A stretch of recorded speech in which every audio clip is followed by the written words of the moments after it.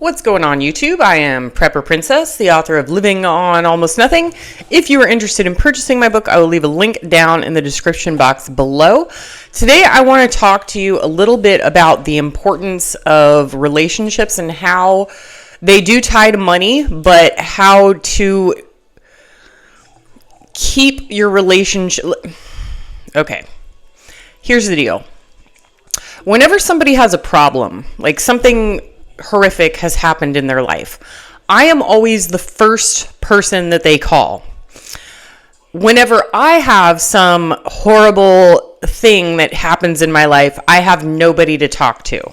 And I'll explain this. So one of the things that people do, a couple of things that people do whenever somebody is going through some sort of horrible, distressing time in their life, is they will do a couple of things. First of all, they will diminish the pain that that person is in. I'll give you an example. Let's say, I'm not going to go with any deaths here because I don't want that kind of bad stuff going around. But let's say you're friends with a guy whose wife, they've been together 15 years. The wife cheats on him and then leaves him for the new guy. So the husband is obviously going to be very upset, in distress, calling you, pouring his heart out. And people will diminish it in a couple of ways. First of all, they'll say something like, "You'll get over it." Like something like that. Or, "Yeah, I know it's bad, but there's plenty of fish in the sea." That really diminishes it diminishes not just his feelings, but like the love that he had for his wife. And that is a really, really bad way to approach a subject where somebody is in a really bad emotional state. The second thing that people will typically do is they will victim blame. Like, let's take the same scenario. The husband's wife just left and all that stuff. And they will say, "Well, you married her. What did you expect?" Like, as if it's his fault. As if in a million years, he ever expected something like this to happen. And this is something that I see on YouTube a lot. And I'm not talking about my channel. I'm talking about every channel I go to. You go down into the comment section, and I really do wish that YouTube did not have a comment section. And it's unfortunate that you have to keep them open in order to keep your algorithm up and everything like that. But it's gotten to the point where it is the YouTube culture to bash the creator. And again, I'm not talking about myself. I'm actually thinking of a different YouTuber who, I'm not going to name them. I don't want to be like all messed up. But this YouTuber is on the screen and they're going through something, right? They're going through something really bad, really bad. And I'll just say it. His wife died. And not only was it sudden, it happened right in front of him. They went on a little walk on a trail, and his wife just keeled over and literally died. Her eyes were rolled to the back of her head. He was doing CPR and stuff like that.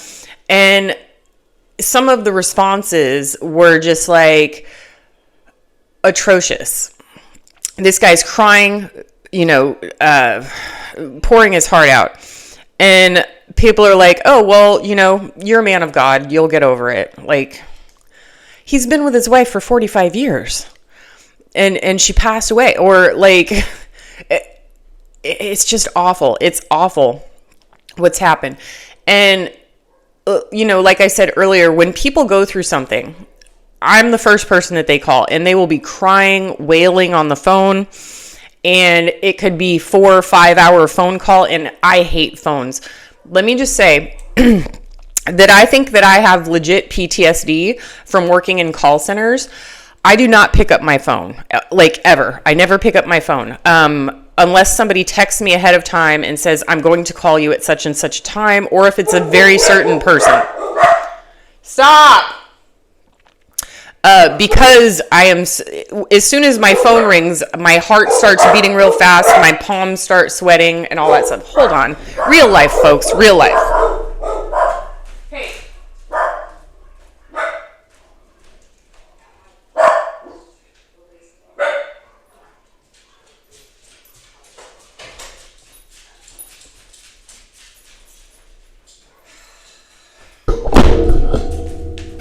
The mail lady was trying to rob us again.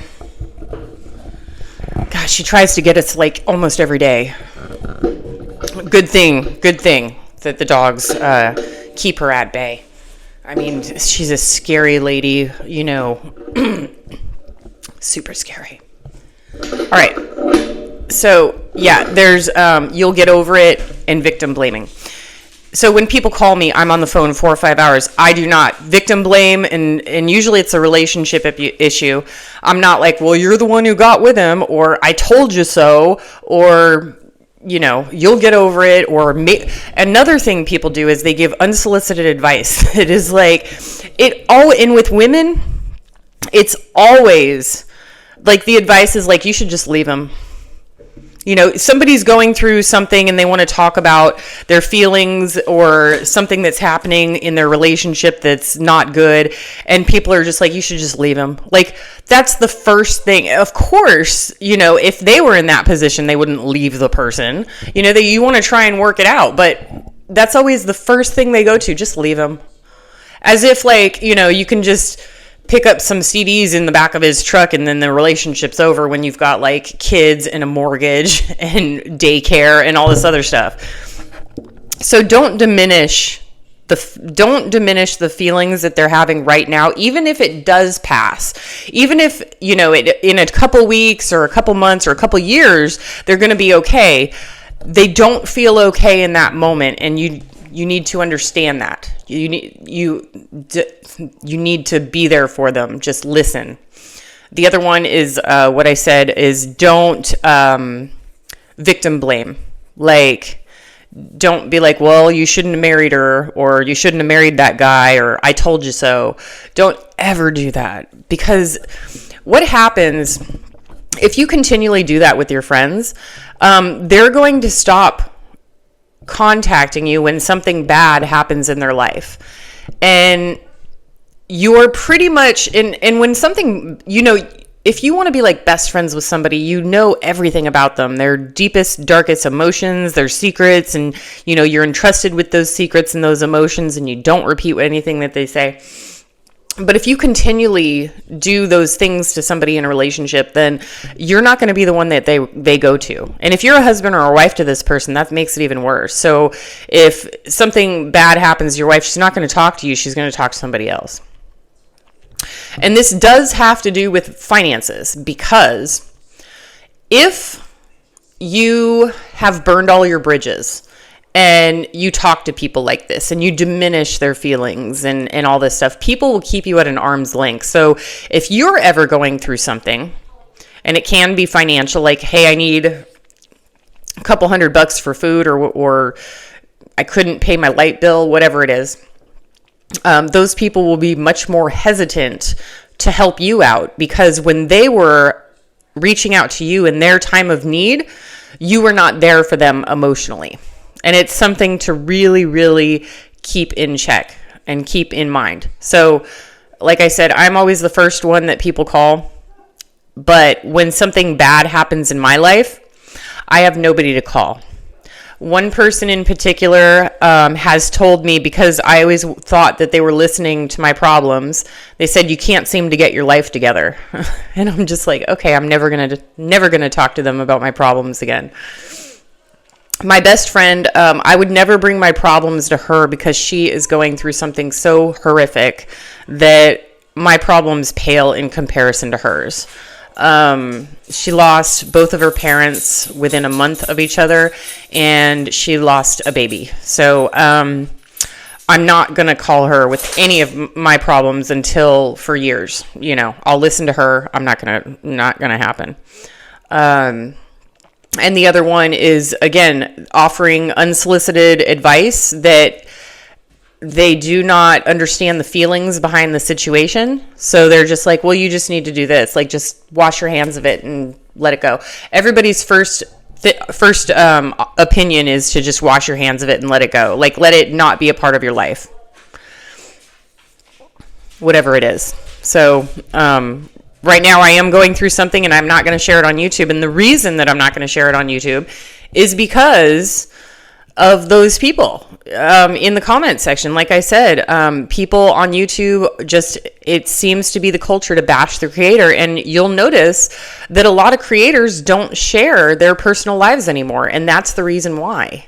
I've done it in the past and I'll never do it again because it seems to be like a fuel for the fire. It seems to attract more sharks. And I don't want that on my channel. But this is a money-saving channel. So that's what happens when you burn your bridges and nobody can entrust to you their deepest, darkest feelings or what they're going through. And in your time of need, they're not going to be there for you either because you weren't there for them.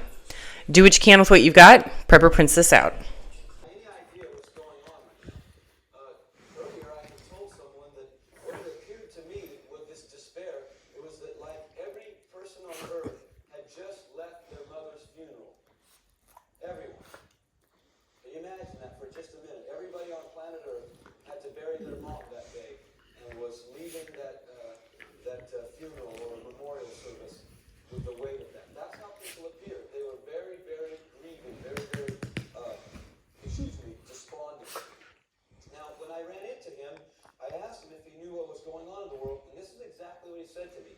Get her, Rocky. That the end was coming again, Get her, Rocky. and that he had not prepared for the time. Get her, mister. At this statement, Get her, mister. You just gonna let her win? Again? to being very, very sad. You're just gonna let her win? Get her, Rocky. He had not been right with the Lord. Get her, Rocky. Then he began immediately to tell me God's plan for man's salvation. He carefully reached in his back pocket like this and looked around over both of his shoulders to see, to see if somebody was watching him.